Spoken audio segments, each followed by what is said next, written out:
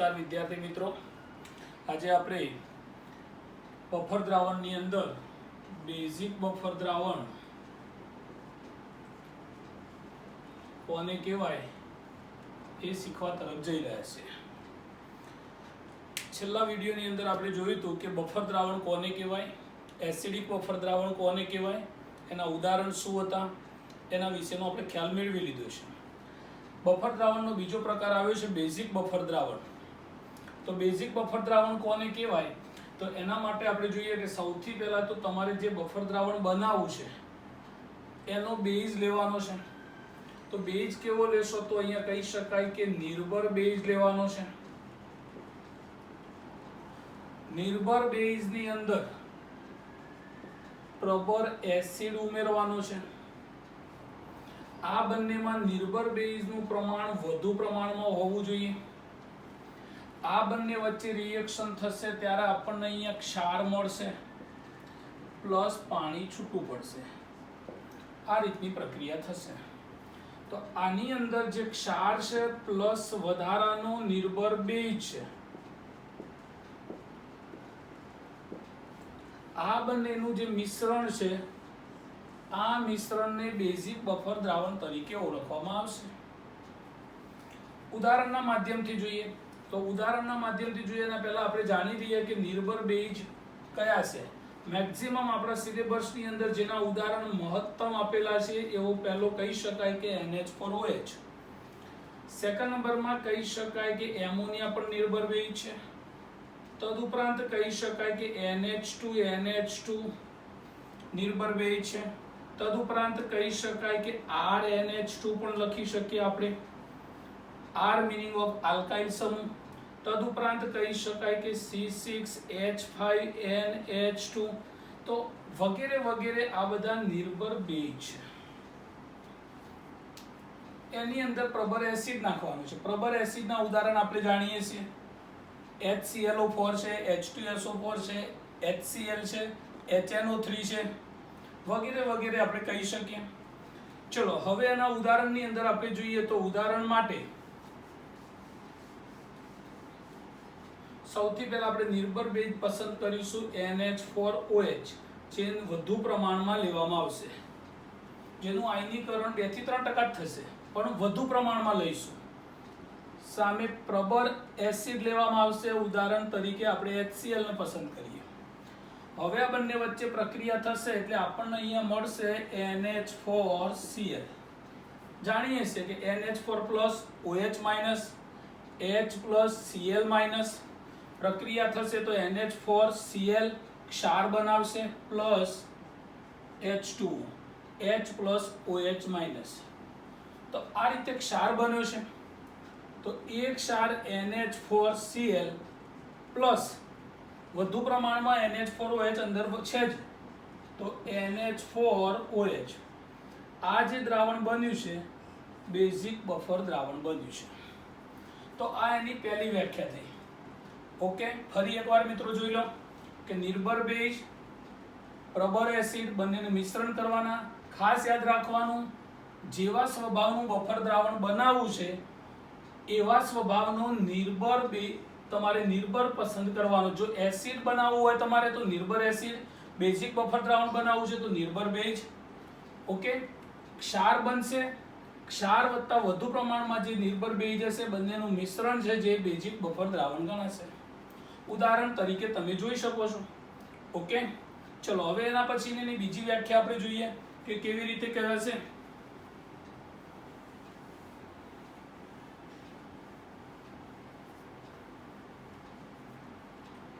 બીજા નંબરની વ્યાખ્યામાં આપણે કહી શકાય કે નિર્ભર બેઝ નો સંયુગ્મ એસિડ આપણને પસંદ કરતા આવડવો જોઈએ.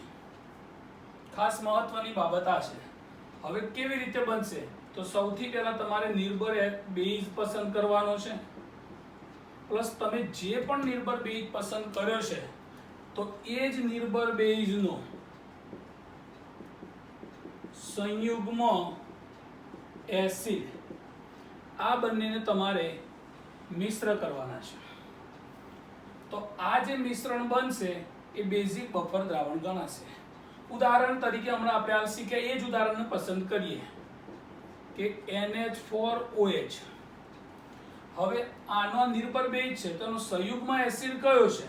તો NH4+. આ એનો સંયુગ્મ એસિડ છે. તો આ બંનેનું મિશ્રણ પણ આપણે જાણીએ છીએ કે આ ધન આયન અહીંયા જે મળશે એ એકલો નહીં રહી શકે. ઉદાહરણ તરીકે તમે જોઈ શકો બીજું ઉદાહરણ કે CH3NH2. આની અંદર તમે જોશો તો ભાઈ આની આ બેઝ છે, વીક બેઝ છે, તો આનો સંયુગ્મ એસિડ બનશે CH3+ અને NH2-. તો હવે આ જે છે એકલો નહીં રહી શકે, તો પછી આની સાથે શું ક્રિયા થશે? તો આની સાથે આપણે કહી શકીએ કે આ ધન આયન સાથે પ્રબળ એસિડનો સંયુગ્મ બેઝ જોડી દેવાનો. ઉદાહરણ તરીકે HCl નો સંયુગ્મ બેઝ કયો? તો Cl-.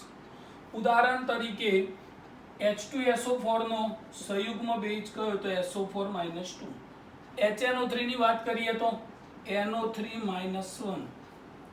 HClO4 ની વાત કરીએ તો ClO4-1. તો આ ઋણ આયન આની સાથે જોડાઈ શકે. તો ઉદાહરણ તરીકે NH4OH plus NH4 twice SO4 લખેલું આવે તો બેઝિક બફર દ્રાવણ છે. ઉદાહરણ તરીકે CH3NH2 plus CH3Cl લખેલું આવે તો સમજવાનું કે બેઝિક બફર દ્રાવણ છે. તો આ રીતે તમે બેઝિક બફર દ્રાવણનો ખ્યાલ આપી શકો છો. ઓકે, તો એસિડિક બફર દ્રાવણ કોને કહેવાય, બેઝિક બફર દ્રાવણ કોને કહેવાય, આ રીતે તમે એનો ખ્યાલ આપી શકો છો. ચલો હવે એના પછી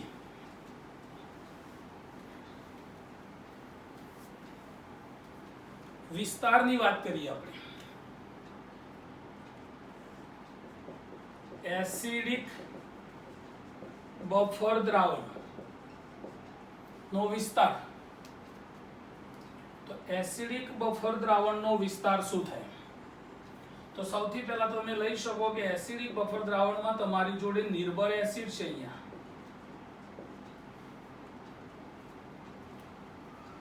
પ્લસ અહીંયા તમારી જોડે ક્ષાર છે.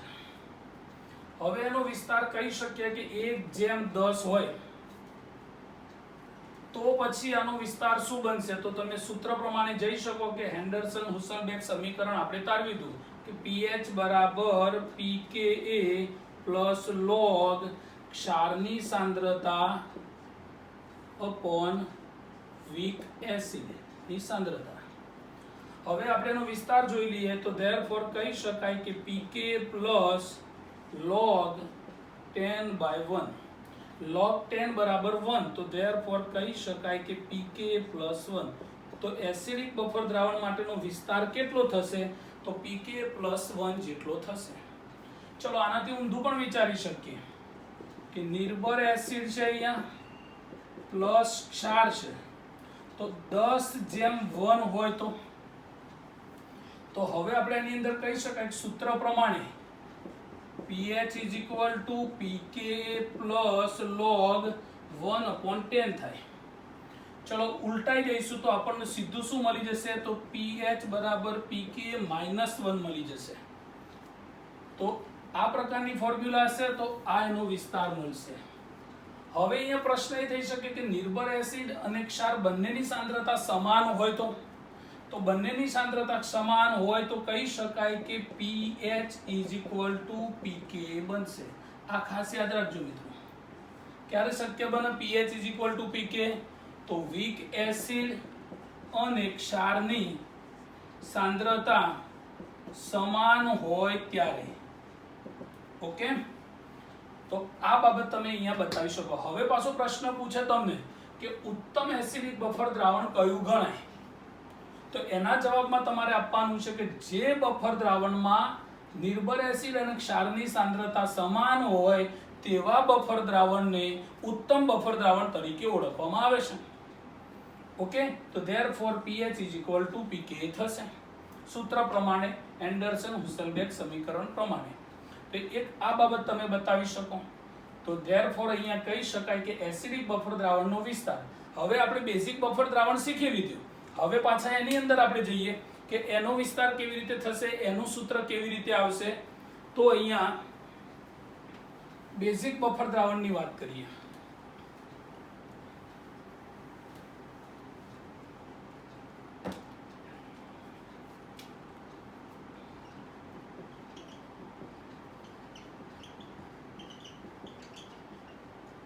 બેઝિક બફર દ્રાવણનું સૂત્ર તો સૌથી પહેલા આપણે ઉદાહરણ તરીકે લઈએ કે ભાઈ NH4OH પ્લસ NH4Cl. આ એક ઉદાહરણ આપણે પસંદ કર્યું. હવે આની અંદર આપણે જોઈ શકીએ કે ભાઈ આનું સૂત્ર કેવી રીતે તારવવું.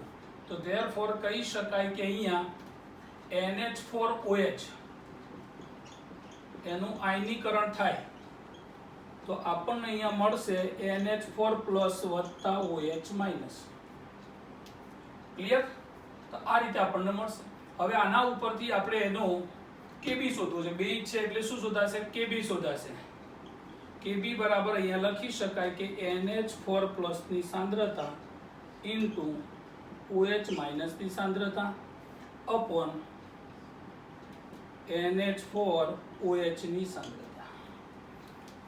ચલો હવે OH નું સૂત્ર કરતા બનાવી દઈએ તો OH ની સાંદ્રતા is equal to KB into NH4OH upon NH4 plus. Right? હવે બંને બાજુ log લઈ લઈએ આપણે. તો બંને બાજુ log લઈશું તો આપણું સમીકરણ શું બનશે? તો માઇનસ log OH ની સાંદ્રતા is equal to minus log KB ની સાંદ્રતા ઇન્ટુ NH4OH ની સાંદ્રતા અપોન NH4 પ્લસ ની સાંદ્રતા. ચલો હવે માઇનસ log OH બરાબર શું લખી શકાય? તો POH લખી શકાય. માઇનસ log KB બરાબર શું લખી શકાય? તો PKB લખી શકાય. અને માઇનસ log NH4OH NH4 ઉલટાઈ દઈશું તો પ્લસ log NH4 પ્લસ ની સાંદ્રતા અપોન NH4OH. હવે મિત્રો હમણાં વાત કરી છે કે NH4 ધન આયન એકલો નહીં રહી શકે તો એની સાથે કયો ઋણાયન જોડાશે? તો પ્રબળ એસિડનો સંયુગ્મ બેઝ જોડાશે. Cl- અથવા SO4- અથવા NO3 અથવા HClO4 વગેરે. તો વન ટાઈપ ઓફ ક્ષાર છે. તો સૂત્ર લખી શકાય કે pH બરાબર PKB પ્લસ log ક્ષારની સાંદ્રતા અપોન વીક બેઝની સાંદ્રતા. હવે બંને સાંદ્રતા સમાન હોય તો શું બને? તો સમાન હોય તો therefore pH is equal to PKB બને. ઉત્તમ બેઝિક બફર દ્રાવણ બની જાય. ઉત્તમ બેઝિક બફર દ્રાવણ બની જાય. ચલો હમણાં શીખ્યા એ પ્રમાણે યાદ કરાવી દઉં કે આની અંદર ક્ષારનું પ્રમાણ વધુ હોય તો 1:10 હોય તો શું બનશે સૂત્ર? તો POH અહીંયા POH is equal to PKB બને. તો અહીંયા કહી શકાય કે POH is equal to PKB. બની શકે કે નહીં? સમાન હોય ત્યારે જો ક્ષારની સાંદ્રતા વધુ હશે તો PKB +1 બની જશે. ઓછી હશે તો શું બનશે? તો POH is equal to PKB -1. તો આ એનો વિસ્તાર બન્યો છે. મહત્વની બાબત આપણા માટે આ છે. તો આ રીતે તમે બતાવી શકો કે બેઝિક બફર દ્રાવણનો વિસ્તાર કયો છે. ઓકે, તો બફર દ્રાવણ એટલે શું? એસિડિક બફર દ્રાવણ કોને કહેવાય? એના ઉદાહરણ. બેઝિક બફર દ્રાવણ કોને કહેવાય? એના ઉદાહરણ. એનો વિસ્તાર. સમીકરણ કેવી રીતે આવ્યું? તો આ સમીકરણ આ રીતે આવ્યું. હવે પ્રશ્ન એ થાય મિત્રો કે સાહેબ બેઝિક બફર દ્રાવણનો pOH મળ્યો, pH શોધવી છે તો કઈ રીતે શોધાશે? તો એના માટે અગાઉ શીખેલું સૂત્ર તમને યાદ હોવું જોઈએ. બહુ સિમ્પલ સૂત્ર છે.